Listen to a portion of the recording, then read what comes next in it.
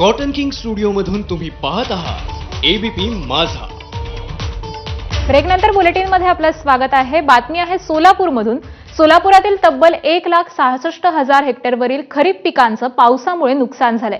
जिल्ह्यात अनेक ठिकाणी अतिवृष्टी झालेली असून अजूनही अनेकांच्या शेतामध्ये पाणी आहे, त्यामुळे नुकसानीचा आकडा हा वाढण्याची शक्यता आहे। कालपासूनच पावसानं उघडीप दिल्यामुळे पंचनामे सुरू करण्यात आलेले आहेत। आठवडाभरामध्ये नुकसानीचा अंतिम अहवाल येण्याची शक्यता आहे। प्राथमिक अहवालानुसार सोयाबीन, कांदा, उडीद, मका या खरीप पिकांचं मोठ्या प्रमाणात नुकसान झालंय।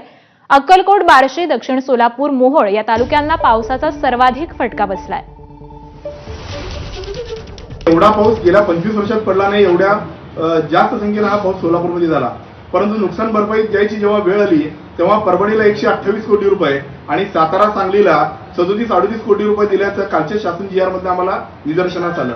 परंतु सोलापूरला एवढा मोठा पाऊस होऊन सोलापुरातली सगळी नगदी पिकं ही पाण्याखाली गेली। सोलापूरला महापूर आला, सगळी पिकं पाण्याखाली असताना पालकमंत्र्यांनी या ठिकाणी दौरे केले, पंचनामे केले, परंतु मदत ही आजच्या तारखेला जाहीर केली गेली नाही। यासोबतच बुलेटिनमध्ये एक छोटासा ब्रेक। पाहत रहा एबीपी माझा।